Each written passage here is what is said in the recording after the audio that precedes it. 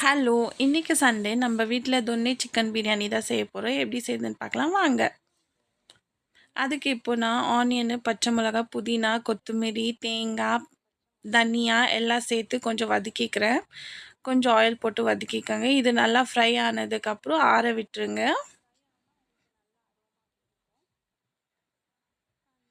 இது ஆறிட்ட அப்புறம் நல்லா ஸ்மூத் பேஸ்ட்டாக கிரைண்ட் பண்ணிக்கங்க.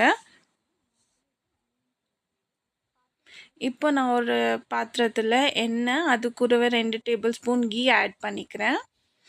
சூடானதுக்கப்புறம் பட்டை, லவங்கம், அப்புறம் ஒரு 2 ஆனியனும், ஒரு 2 பச்சை மிளகாய் போட்டு வதக்கிக்கங்க.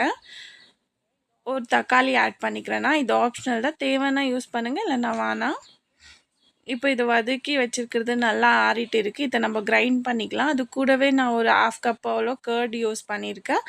அது போட்டு நல்லா கிரைண்ட் பண்ணிவிட்டு, இப்போ இந்த வதக்கி வச்ச வெங்காயத்தில் இந்த பேஸ்ட்டை போட்டுக்கிடுங்க. அது கூடவே 1 kg சிக்கன் ஆட் பண்ணுறேன் நான்.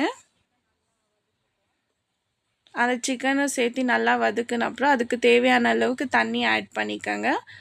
1 கிளாஸ் ரைஸ்க்கு 2 கிளாஸ் வாட்டர் மெஷர்மெண்ட் எடுத்துக்கோங்க. நான் வந்து 3 கிளாஸ் ரைஸ் போட்டதுக்கு 6 கிளாஸ் ஆஃப் வாட்டர் ஆட் பண்ணியிருக்கேன். இது நல்லா கொதிச்சதுக்கப்புறம் நீங்கள் ரைஸ் ஆட் பண்ணிக்கோங்க.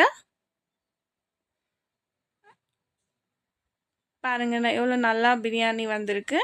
நீங்களும் செஞ்சு பார்த்துட்டு எப்படி இருக்குன்னு கமெண்ட் பண்ணுங்கள். தேங்க்யூ.